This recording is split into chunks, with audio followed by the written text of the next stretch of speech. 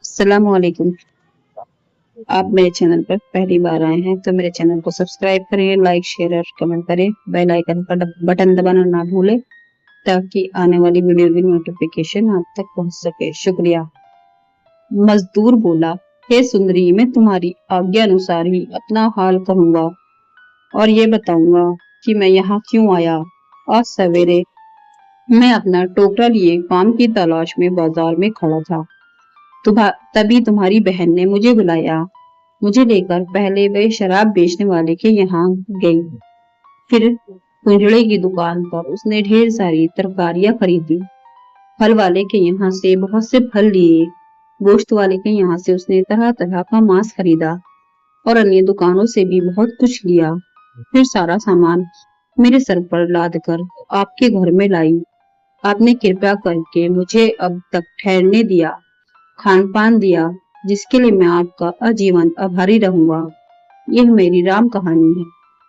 मजदूर की बातें सुनकर जुबैदा ने कहा, तेरी बातें ठीक मालूम होती है। अब तू तुरंत यहाँ से चला जा और खबरदार आगे कभी मेरे सामने न आना। मजदूर यद्यपि बड़ी मुसीबत से छूटा था, किंतु उसकी चपलता न गई। उसने कहा कि यदि अनुमति दे तो मैं इन शेष लोगों की कहानियां भी सुन लूं, फिर घर चला जाऊंगा। जुबैदा ने अनुमति दे दी और कहा, दालान के कोने में खड़े होकर चुपचाप सुन ले, कुछ बोलना चालना नहीं। मजदूर ने ऐसे ही किया। फिर जुबैदा ने फकीरों को आत्मकथाएं सुनाने का इशारा किया। पहले फकीर ने अदब से घुटनों के बल खड़े होकर कहा, सुंदरी, अब ध्यान लगाकर सुनो कि मेरी आंख किस प्रकार गई और मैं क्यों फकीर बना। मैं एक बड़े बादशाह का बेटा था। बादशाह का भाई यानी मेरा चचा भी एक समीपति राज्य का स्वामी था। मेरे चचा एक बेटा मेरी उम्र का था और दूसरी संतान एक पुत्री थी। मैं अपने पिता के आदेश अनुसार प्रतिवर्ष अपने चचा के यहाँ जाया करता था और महीने 2 महीने वहां रहा करता था। कहीं बारिश प्रकार आने जाने से मेरी अपने चचेरे भाई से मित्रता प्रीति बहुत बढ़ गई। एक दिन मैंने देखा कि मेरा चचेरा भाई असाधारण रूप से प्रसन्न है। उसने सदा से अधिक मेरा सत्कार किया, स्वादिष्ट भोजन कराया और भांति भांति के खेल तमाशों से मेरा मनोरंजन किया। फिर मुझसे कहने लगा, पिछली बार तुम्हारे जाने के बाद मैंने बड़ी जल्दी और बहुत ही सुंदर ढंग से एक महल बनवाया है। अब रात हो गई है, मैं सोना चाहता हूँ। फिर तुम्हें नया महल दिखाऊंगा, लेकिन शर्त यह है कि तुम कसम खाओ कि ये भेद किसी से नहीं कहोगे। मैंने ऐसे करने की सौगंध खाई। वह उठकर गया और कुछ ही देर में एक सुंदरी स्त्री को लाकर साथ ले आया। न उसने बताया कि ये स्त्री कौन है, न मैंने उसके बारे में पूछा।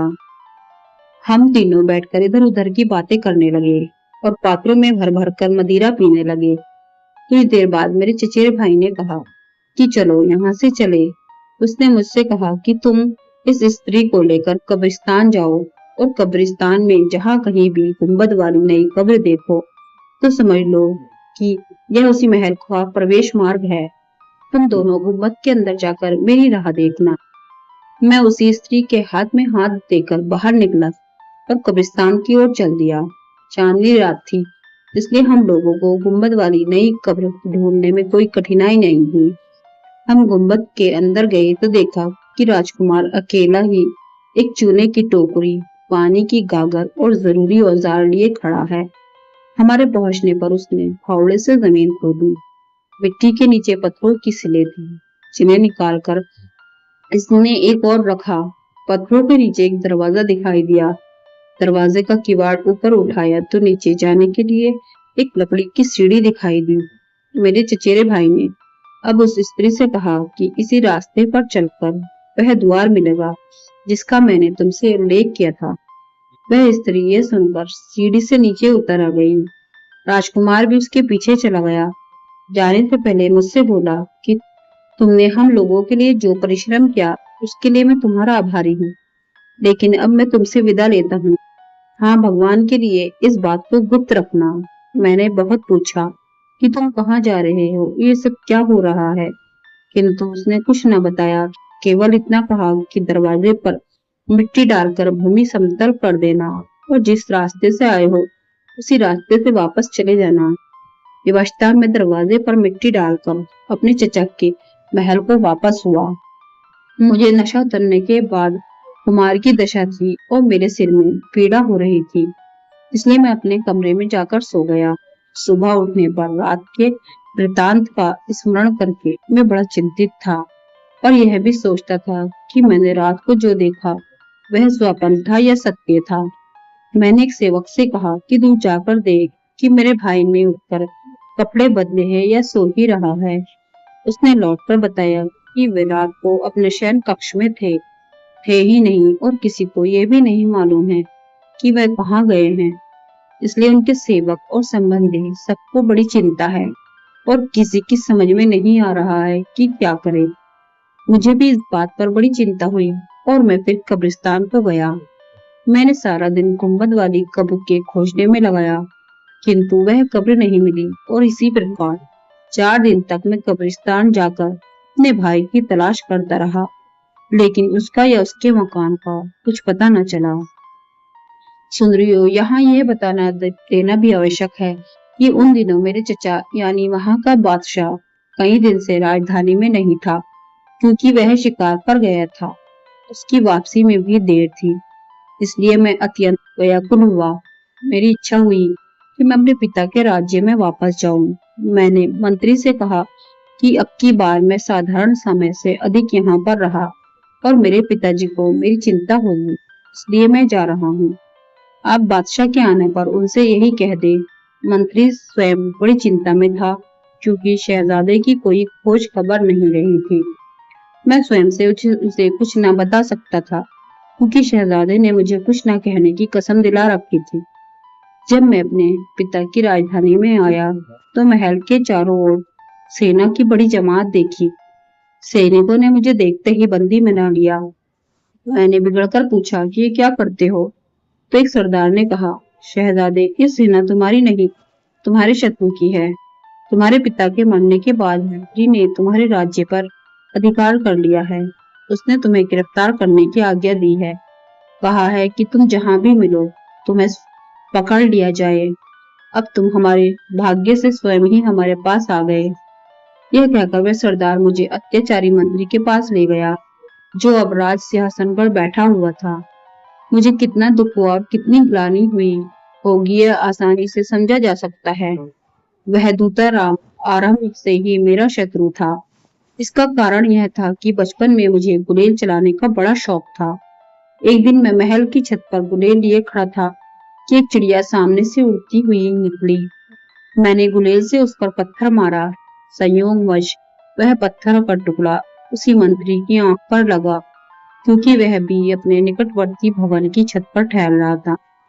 उसकी आंख फूट गई, मुझे मालूम हुआ तो मैं स्वयं ही उसके पास गया और अनजाने में हुए अपराध के लिए उससे क्षमा मांगी। वह कुछ बोला नहीं, किंतु उसने मुझे कभी क्षमा नहीं किया और बराबर इस ताक में रहता था कि कब अवसर पाए और मुझसे बदला ले। इसलिए जब मुझे असहाय और अशक्त देखा तो पुरानी बात याद करके क्रोध में भरकर सिंहासन से उतरा और झपट कर मेरे पास आया। मेरी दाहिनी आंख में उंगली घुसेड़ दी। उसने इतने पर ही बस नहीं की, उसने मुझे एक पिंजरे में कैद कर दिया और जल्लाद को आज्ञा दी कि इसे नगर के बाहर ले जाकर इसका वध कर दे और इसके शरीर के टुकड़े करके पशु पक्षियों को खिला दे। जल्लाद घोड़े पर बैठकर शहर के बाहर आया और दूसरे घोड़े पर वह पिंजरा रखकर ले गया जिसमें मैं बंद था। उसकी सहायता को अन्य सेवक भी थे। जंगल में जाकर मेरे हाथ पांव बांधकर मुझे मारने के लिए तलवार निकाली। मैं अत्यंत दीनता से रोने और प्राण की भिक्षा मांगने लगा और जल्लाद को याद दिलाया कि उसने बरसों मेरे पिता का नमक खाया है। अंत में जल्लाद को मुझ पर दया आ गई। उसने मुझे छोड़ दिया और कहा, तुम तुरंत ही यह देश छोड़कर चले जाओ। इधर की तरफ भूलकर भी मुंह न करना। अगर तुम यहाँ आए तो तुम तो मारे ही जाओगे, मुझे भी प्राणदंड मिलेगा। मैंने जल्लाद का बड़ा एहसान माना और भगवान को लाख लाख धन्यवाद दिया कि भले ही आंख गई लेकिन जान तो बच गई। खाना होना मुर्दे होने से तो अच्छा है। मेरी भूख प्यास और आंख की तकलीफ से बुरी हालत थी। मैं चलने फिरने के लायक ना था। दिन में जंगल की झाड़ियों में छुपा रहा, रात को धीरे धीरे छुपता छुपाता अनजाने रास्तों पर धीरे धीरे चलता हुआ कई दिनों में अपने चाचा की राजधानी में पहुंचा। जब मैंने चाचा को अपने दुर्भाग्य का पूरा हाल बताया तो वह जैसे पछाड़े खाने लगा और बोला, मुझसे अधिक अभागा कौन होगा। मैं अपने पुत्र के लापता होने से क्या कम दुखी था कि तुम मुझे अपने भाई के, जिसे मैं प्राणों से भी अधिक चाहता था, प्राणते की सूचना मिली। अब मैं अपने पुत्र को कहाँ खोजूं? और वह बहुत देर तक अपने पुत्र को याद करके घंटों रोता रहा। उसके निरंतर रोने से मेरे धैर्य का बांध टूट गया। मुझ में इतनी क्षमता न रही कि मैं अपने चचेरे भाई को दिए हुए वचन को निभाए रखता हूँ। अतः मैंने सारा वृतांत अपने चाचा को कह सुनाया, जो मैंने उस रात को देखा था। चाचा को यह सुनकर ढांढस हुआ और उसने कहा, बेटे तुम ठीक कहते हो। मुझे भी मालूम हुआ थी कि उसने यहाँ से समीप ही एक गुम्बददार कब्र यानी मजार बनवाया है। वह वहीं हो सकता है, लेकिन उसने यह भेद किसी को नहीं बताया। रात को वेश बदलकर मैं और चाचा महल के बाग के दरवाजे से निकलकर कब्रिस्तान पहुंचे। मुझे ये देखकर आश्चर्य हुआ कि हम लोगों को थोड़ी ही देर में कब्र मिल गई। शायद अकेले आने पर मैं ठीक स्थान पर नहीं पहुंच सका था। मैंने कब्र को फौरन पहचान लिया। हम लोग गुम्बद के अंदर गए और वह लोहे का दरवाजा जिसके नीचे सीढ़ी गई थी बड़ी कठिनाई से खुला, क्योंकि शहजादे ने उसे अंदर से चूना आदि लगाकर मजबूती से बंद कर दिया था।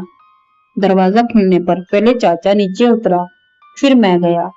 कुछ दूर जाकर देखा कि ड्योढ़ी में बदबूदार धुआं भरा है और आगे बढ़े तो देखा सुंदर बैठने का स्थान है और वहां कहीं दीपक यथेष्ट प्रकाश दे रहे हैं।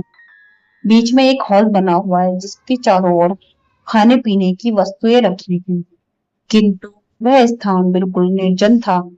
फिर हमने देखा कि एक चबूतरा सा बना है और उसके बाद एक कक्ष है जिसके द्वार पर पर्दा पड़ा है। चाचा सीढ़ी से चबूतरे पर चढ़ गए और पर्दा उठाकर अंदर गए। मैं पीछे पीछे चला गया। हम लोगों ने देखा कि शहजादा उसी स्त्री के साथ जिससे पहले मैंने देखा था एक पलंग पर लेटा है, किंतु उस पर भगवान का ऐसा कोप हुआ था कि दोनों कोयले की तरह काले हो गए थे। ऐसा मालूम होता था जैसे किसी ने उन्हें जीवित ही धधकती आग में डाल दिया है और उनके राख हो जाने के पहले उन्हें निकालकर पलंग पर लिटा दिया है। मेरे तो यह देखकर रोंगटे खड़े हो गए, लेकिन मेरे चचा यह देखकर बिल्कुल विचलित नहीं हुआ। उसके चेहरे पर न दुख का कोई चिंता न आश्चर्य का, हाँ क्रोध बढ़ता जा रहा था। उसने शहजादे के मुंह पर थूक दिया और कहा, अभागे, तूने यहाँ तो दुख पाया ही है, परलोक में इससे अधिक पाएगा। इस पर भी उसका क्रोध शांत न हुआ तो उसने पांव से जूती निकालकर कई बार शहजादे के मुंह पर मारी। मैंने क्रोध में आकर कहा, एक तो मुझे वैसे ही भाई के मरने का दुख है, फिर आप मरने पर उसका अपमान कर रहे हैं। ऐसा क्या अपराध किया उसने किया जिससे आपकी क्रोधाग्नि इतनी भड़की है? बादशाह बोला, बेटे तुम नहीं जानते हो कि क्या किस्सा है। ये आदमी इससे अधिक भर्त्सना और दंड का भागी है।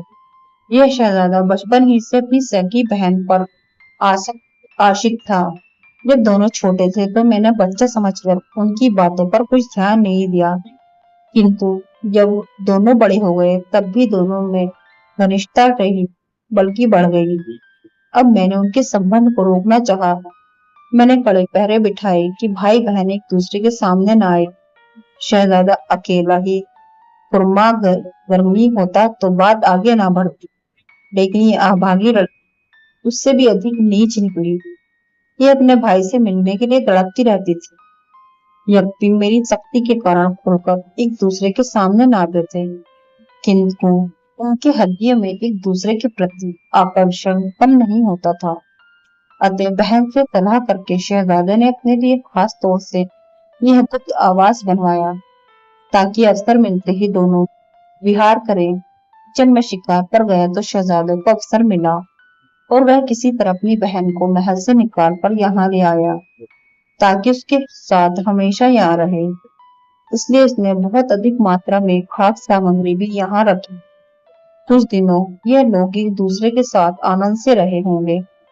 फिर इन पर ईश्वरीय प्रकोप हुआ और दोनों ने अपने पाप को समुचित फल पाया। यह कहकर बादशाह का क्रोध दुख में बदल गया और वह अपने बेटे बेटी की मृत्यु पर विलाप करके रोने लगा। मैं भी उसके साथ रोने लगा। हम लोग बहुत देर तक रोते रहे। फिर उसने मुझे अपने सीने से लगाकर कहा, अच्छा हुआ कि ये पापी मर गए। अब तुम ही मेरे पुत्र हो और मेरे उत्तराधिकारी हो। फिर मैं और मेरे चचा जब तक शहजादे की याद करके रोने लगे। कुछ दिन देर बाद हम लोग सीढ़ी से ऊपर चढ़ आए और दरवाजा बंद कर उस पर मिट्टी डालकर बाहर आ गए। जब हम लोग राजमहल के पास पहुंचे तो हमने देखा कि फौजियों के घोड़े के दौड़ने से उड़ी हुई धूल से आकाश अटा जा रहा है और युद्ध के बाजों की ध्वनि से कान फटे जा रहे हैं। मालूम हुआ कि मेरे पिता का वही मंत्री जिसने मेरा राज्य हड़प लिया था, एक बड़ी सेना लेकर मेरे चाचा के राज्य पर भी चढ़ाया है। मेरे चाचा की सेना उसकी सेना से कम थी। उसकी सेना ने बगैर किसी कठिनाई के राजधानी और महल पर अधिकार कर लिया। मेरे चाचा ने अपने अधिकार की रक्षा का भरसक प्रयत्न किया और युद्ध क्षेत्र में कूद पड़ा। फिर भी वह सफल न हुआ और युद्ध में मारा गया। उसके मरने के बाद भी मैं शत्रु का सामना करता रहा और कुछ समय तक युद्ध भूमि में डटा रहा। किंतु जब देखा कि बिल्कुल गिर गया हूँ तो निकल भागने की सोची। मंत्री की सेना के एक सरदार ने मुझे पहचाना और पुराने बादशाह की नमक हराली के ख्याल से मुझे बच निकलने का अवसर दे दिया। मैंने युद्ध भूमि से निकलकर पहला काम तो यह किया कि दाढ़ी मूछें और भौहें सपाचट करवा दी ताकि दुश्मन मुझे पहचान न सके और फकीर के कपड़े पहन लिए। फिर बड़े कष्ट उठाता हुआ अनजाने रास्ते में होकर अपने चाचा के राज्य से बाहर निकला। फिर कई नगरों में फकीर बनकर घूमता रहा। घूमता घामता मैं अति प्रतापी दयावान दीनवत्सल न्याय प्रिय खलीफा हारून रशीद की राजधानी में आ पहुंचा। मेरा इरादा था कि मैं उदार माना खलीफा की सेवा में पहुंचकर अपनी व्यवस्था कथा सुनाऊंगी। किंतु जब इस नगर में पहुंचा तो शाम ढल चुकी थी। मैं इस चिंता में आगे बढ़ा कि कहीं ठिकाना मिले तो रात व्यतीत करने का प्रबंध करूं। कुछ दूर जाने पर मुझे वह दूसरा फकीर मिला। उसने मेरा अभिवादन किया। मैंने उसके अभिवादन का उत्तर देकर कहा कि तुम भी मेरी तरह परदेसी लगते हो। उसने कहा कि हाँ, मैं भी अभी इस नगर में आया हूँ। हम लोग बातें कर ही रहे थे कि तीसरा फकीर भी आ गया और हम दोनों का अभिवादन करके पास बैठ गया। उसने भी कहा, मैं परदेसी हूँ और इस नगर में भी आया हूँ। हम लोग चूंकि एक ही वेश में थे और तीनों की एक ही सी दशा थी, इसलिए हमने तय किया कि भाइयों की तरह मिलकर रहें और जहां जाए एक साथ ही जाए। हम लोग इस चिंता में मगन हो गए कि रात यहाँ बिताए, क्योंकि हम तीनों में कोई भी यहाँ से किसी निवासी को नहीं जानता था, न कभी पहले यहाँ आया था। आपने सौभाग्य से हम लोग घूमते फिरते और तुम्हारे दरवाजे पर आ निकले। तुमने भोजन और मनोरंजन से हमारा चित्त प्रसन्न किया। इसके लिए हम सदा के लिए तुम्हारे आभारी रहेंगे। यही मेरे वृतांत है जिसे मैंने पूरी तरह बता दिया। सुबेदा ने कहा कि हमने तुम्हें क्षमा किया और तुम जा सकते हो। किंतु फकीर ने कहा कि अगर तुम अनुमति दो तो मैं भी एक और बैठकर अपने दोनों साथियों की राम कहानी सुन लो और इन तीन व्यापारों की आप बीती भी सुन लो। इसके बाद मैं आपके घर से चला जाऊंगा। जुबेदा ने उसे एक और बैठकर दूसरों का वृत्तांत सुनने की अनुमति दे दी। वह मजदूर के पास जाकर बैठ गया। आपको कहानी पसंद आई है तो मेरे चैनल को सब्सक्राइब करें, लाइक शेयर और कमेंट करें। दूसरे और तीसरे फकीर की कहानी अगले भाग में सुने।